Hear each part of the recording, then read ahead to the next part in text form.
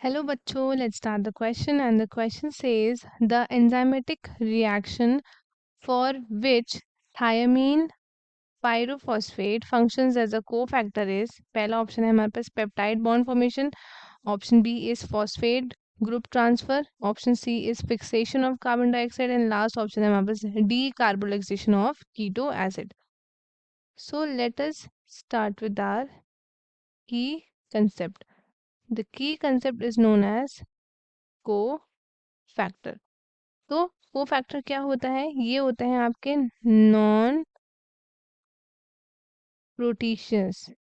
ये है आपके non proteinaceous constant of conjugated or compound enzyme जो आपके एसोसिएटेड होते हैं किसके साथ? With the proteinaceous apoenzyme of the enzyme. And ये एसेंशियल होते हैं for the catalytic activity of the holoenzyme. Essential होते हैं फॉर द कैटालिटिक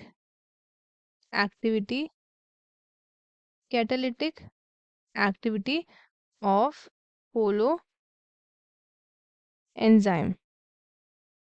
इसके लिए ये आपके एसेंशियल होते हैं.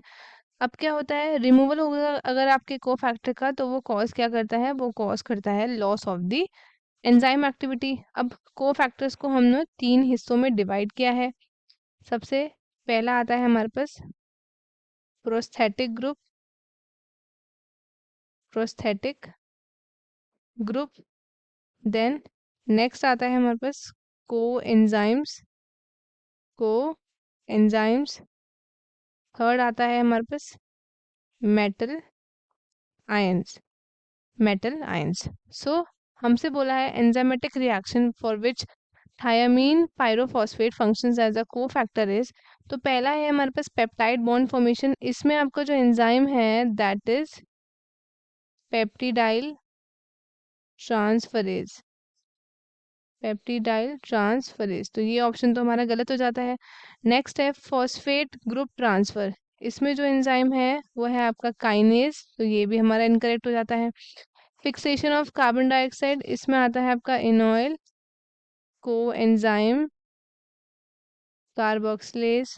तो ये भी हमारा गलत हो जाता है. So the correct option is option D, that is D carboxylation of a keto acid. ये हमारा करेक्ट है, बाकी सारे हो गए incorrect. So students, I hope आपको क्वेश्चन अच्छे से समझ में आया होगा. All the very best and thank you.